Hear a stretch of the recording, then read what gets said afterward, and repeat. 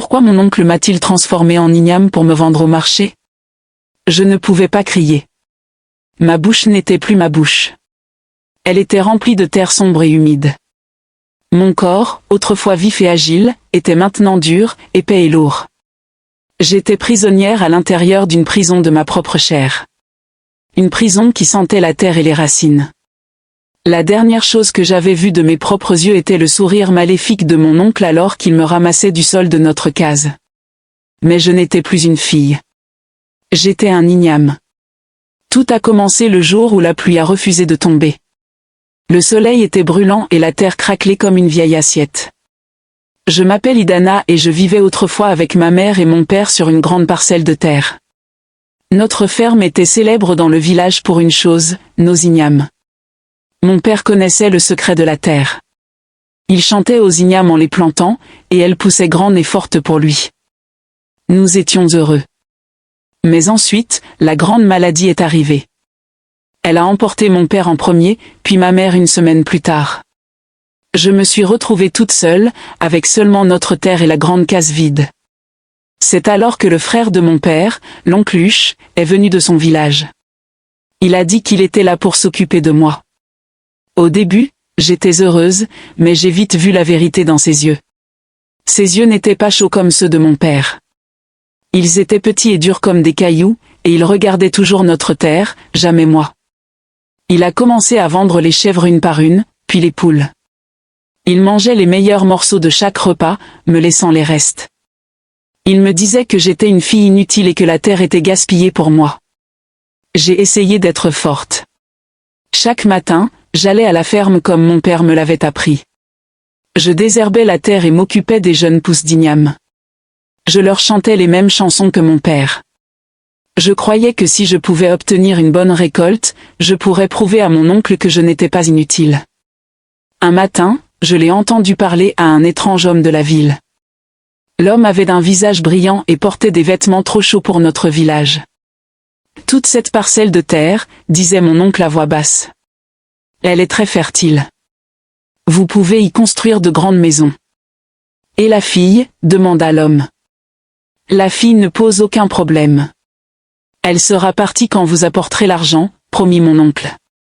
Mon cœur tomba dans mon estomac. Il vendait ma maison. Il vendait la terre de mon père. Je sortis de derrière la case. Non, criai-je. Ma voix était petite, mais pleine de feu. Vous ne pouvez pas vendre la terre de mon père. Mon oncle Huche me regarda avec un choc pur, qui se transforma rapidement en colère. Son visage se tordit en une forme laide. L'homme de la ville rit simplement, monta dans sa voiture bruyante et s'éloigna, laissant derrière lui un nuage de poussière.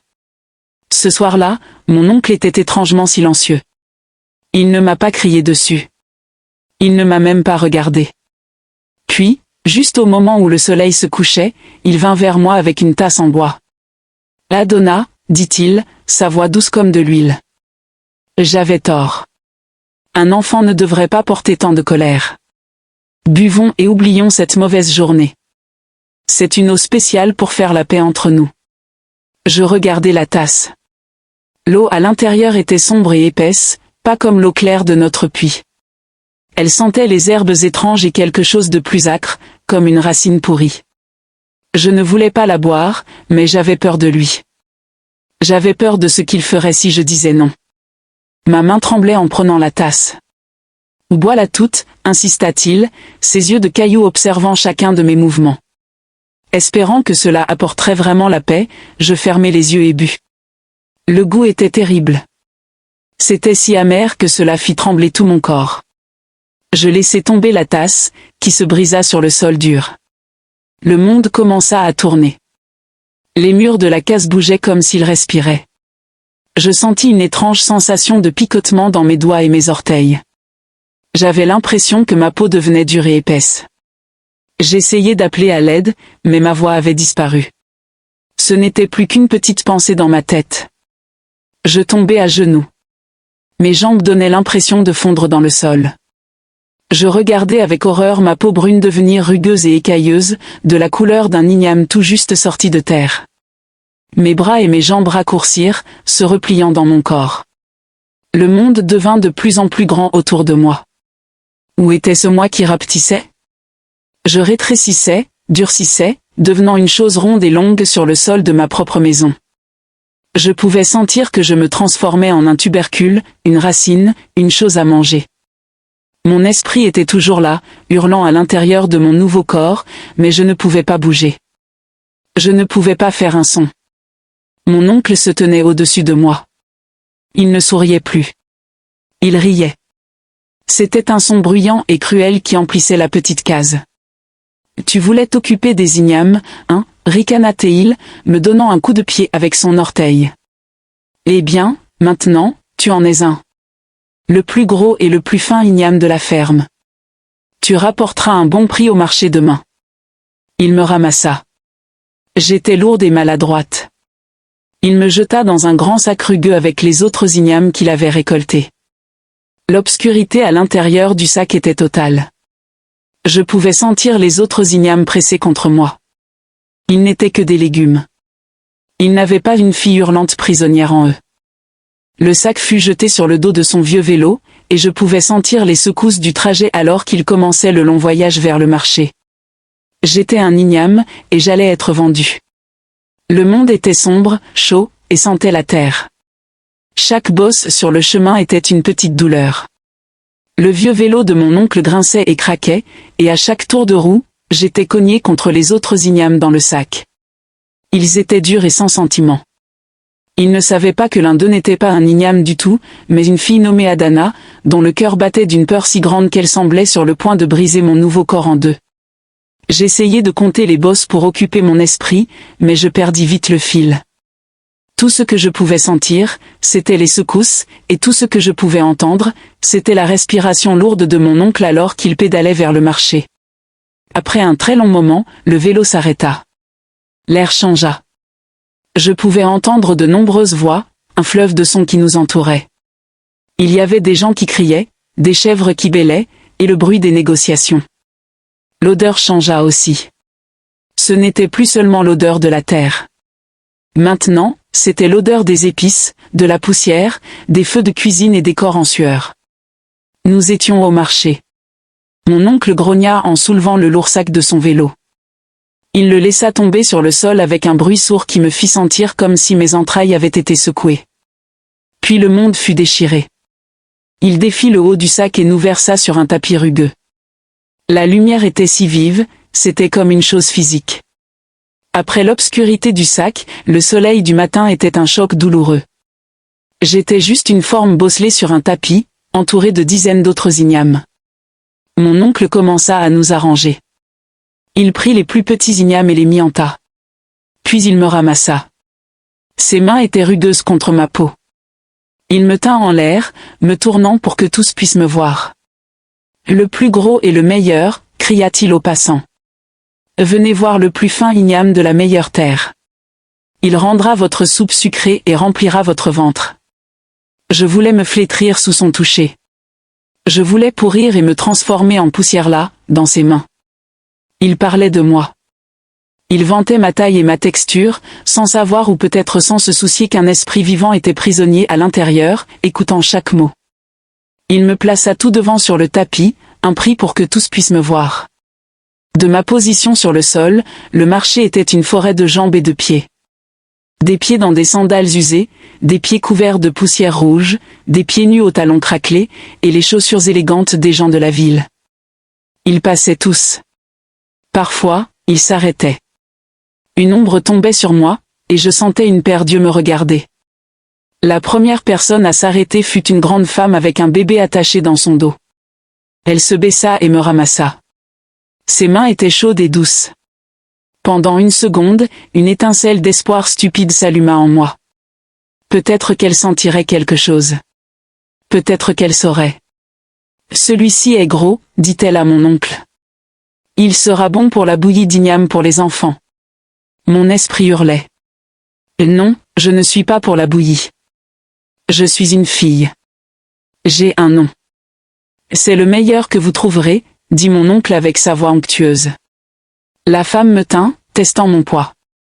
Je sentis son pouce s'enfoncer dans mon côté. La pression était une sensation sourde et étrange. J'étais impuissante, un objet en train d'être inspecté. Le bébé sur son dos commença à pleurer, et elle soupira. « Oh, il est trop gros pour moi aujourd'hui. Je vais prendre 2 des plus petits à la place. » Elle me reposa et choisit 2 autres ignames. De l'argent échangea de main, et elle s'éloigna. J'étais sauvée pour l'instant, mais tout mon être tremblait. Le soleil monta plus haut dans le ciel. Il tapait sur ma peau rugueuse, me faisant sentir chaude et sèche. D'autres personnes vinrent. Un homme mince au visage pointu me tapota avec ses jointures, écoutant le son. « Trop dur, dit-il, et il s'éloigna. Une jeune femme discuta longuement avec mon oncle sur mon prix, mais finalement, elle partit sans m'acheter. À chaque personne qui me regardait, me touchait, puis partait, une nouvelle vague de peur et de soulagement me submergeait. Mon oncle commençait à s'énerver. Il avait vendu presque tous les autres ignames. Bientôt, je fus l'une des 3 dernières sur le tapis. « Fille inutile » murmura-t-il entre ses dents en me regardant. « Même en tant qu'igname, tu me causes des ennuis. » Il me donna un léger coup de pied, me faisant rouler. Le monde tourna un instant et je me retrouvai face à une autre partie du marché. La journée touchait à sa fin. La foule se faisait moins dense. Les ombres s'allongeaient. Je commençais à me demander ce qui arriverait si je n'étais pas vendu. Me ramènerait-il à la maison? Me laisserait-il ici pour pourrir? Ou bien me ramènerait-il à la maison et me cuisinerait-il lui-même? Cette pensée était si horrible. Je sentis un froid m'envahir, un froid qui n'avait rien à voir avec l'air du soir. Alors que mon oncle commençait à ranger son tapis, une autre ombre tomba sur moi. Je ne levai pas les yeux, fatigué de ce cycle d'espoir et de peur. Mais cette ombre resta. « Combien pour celui-ci » demanda une voix. C'était une voix de femme, mais elle était vieille et craquelée comme un pot sec. « Ah, maman » dit mon oncle, sa voix soudainement à nouveau joyeuse. « Pour toi, un prix spécial. C'est le roi de tous les ignames. Regarde comme il est fort et sain. » Je sentis qu'on me soulevait une fois de plus. Les mains qui me tenaient maintenant étaient différentes. Elles étaient petites et osseuses, couvertes d'une peau ridée. Elles ne me tenaient pas comme un morceau de nourriture. Elles me tenaient avec une étrange douceur, comme si j'étais un bébé endormi. La vieille femme m'approcha de son visage. Je ne pouvais pas la voir clairement, seulement sa silhouette contre le soleil couchant. Mais je pouvais sentir ses yeux sur moi. Ses yeux ne regardaient pas seulement ma taille ou ma peau.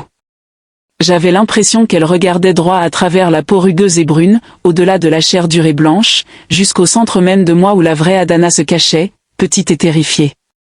J'avais l'impression qu'elle pouvait entendre mes cris silencieux. « Il y a une grande tristesse en celui-ci » murmura-t-elle si doucement que je n'étais pas sûre de l'avoir entendu ou imaginé. Mon oncle rit simplement. « C'est un igname, vieille mère. Il n'a pas de sentiments. Tout ce qui pousse de la terre a un esprit, dit-elle doucement. Je le prends. » La main avide de mon oncle attrapa les pièces de monnaie qu'elle lui tendait. Il ne dit même pas merci. Il commença simplement à plier son tapis, impatient de partir. La vieille femme ne me mit pas dans un sac rugueux. Elle avait un panier tissé doux, et elle m'y plaça soigneusement sur des feuilles vertes. Elle souleva le panier et le posa sur sa tête. D'un pas régulier et lent, elle commença son voyage loin du marché. Les sons et les odeurs du marché s'estompèrent derrière nous. J'étais dans un panier sur la tête d'une vieille femme, emportée vers un endroit que je ne connaissais pas. Où m'emmenait-elle? Dans une marmite? Dans une cuisine sombre? Je ne savais pas. Je savais seulement que j'avais été vendue, et que mon destin reposait maintenant entre les mains d'une étrangère. Le voyage dans le panier était très différent du trajet dans le sac de mon oncle. La femme marchait avec un rythme lent et régulier. Balancement, pas, balancement, pas. C'était presque apaisant. Le bruit du marché s'estompa derrière nous, remplacé par les sons calmes de la soirée. Je pouvais entendre les criquets commencer leur chant nocturne. Je pouvais sentir la terre humide et le parfum sucré des fleurs de nuit. L'air devint plus frais et cela faisait du bien contre ma peau chaude et sèche. Pour la première fois depuis que j'étais devenue un igname, je n'avais pas l'impression d'être sur le point d'être détruite. J'avais toujours peur, mais c'était une peur différente maintenant. C'était la peur de ne pas savoir. Nous marchâmes longtemps. Le chemin devint plus étroit et les sons du village disparurent complètement. Nous marchions dans la brousse. Mon oncle m'avait toujours raconté des histoires sur les esprits qui vivaient profondément dans la brousse, et une nouvelle vague de peur m'envahit.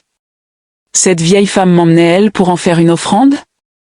Devais-je être laissé au pied d'un grand arbre pour quelque chose qui vivait dans l'obscurité? Le doux balancement du panier n'était plus apaisant. J'avais l'impression d'être bercé vers un sommeil terrible. Enfin, la marche s'arrêta. J'entendis le grincement d'une porte en bois qui s'ouvrait. La femme se baissa et le panier fut soulevé de sa tête. On m'emmena à l'intérieur. L'air dans sa case était épais, chargé d'odeurs d'herbes séchées, de fumée de bois, et de quelque chose d'autre.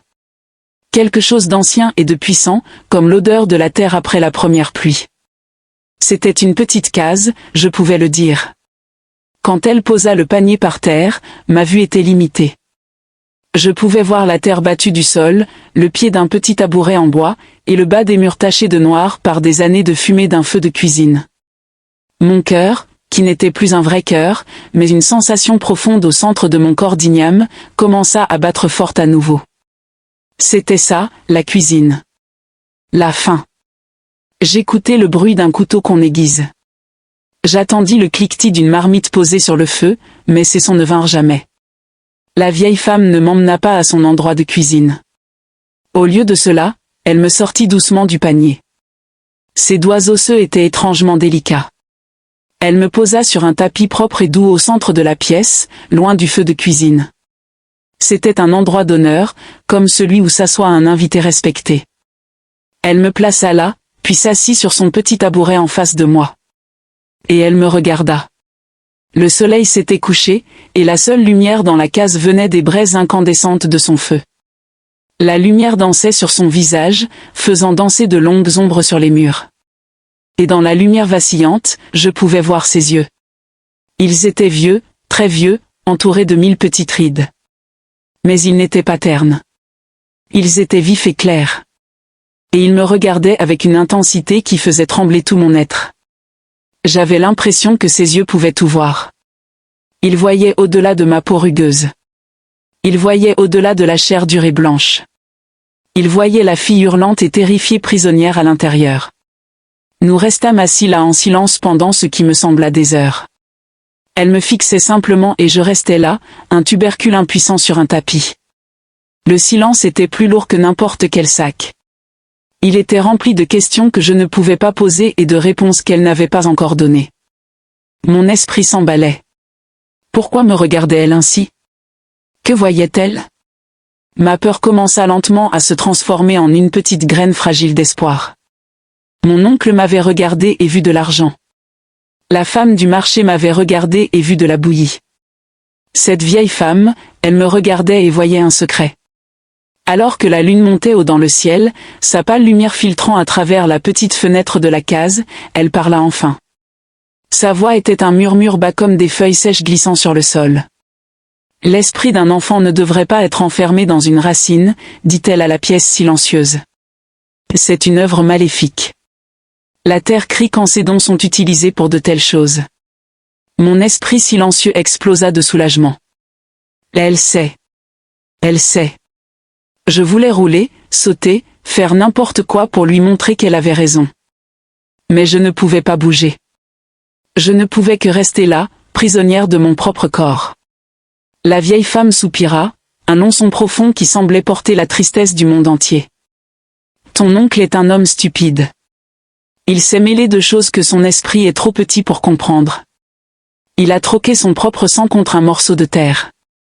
Elle secoua lentement la tête. Mais ce qui est fait avec la racine amère peut parfois être défait avec la fleur douce. Elle se leva de son tabouret, ses vieux os craquant comme du bois sec. Elle ne se dirigea pas vers un couteau. Elle se dirigea vers un coin sombre de la case. Elle commença à rassembler des choses. Je pouvais entendre le doux froissement de feuilles séchées, le tintement de petits pots, et le clapotis de l'eau versée dans un bol en argile. Elle rapporta les objets et les plaça en cercle sur le sol autour de mon tapis. Il y avait un petit bol d'eau claire, un paquet de feuilles vertes fraîches que je ne reconnaissais pas, un morceau de craie blanche, et une petite bougie épaisse. Elle ne se préparait pas à me cuisiner. Elle se préparait à autre chose, quelque chose qui impliquait de la magie.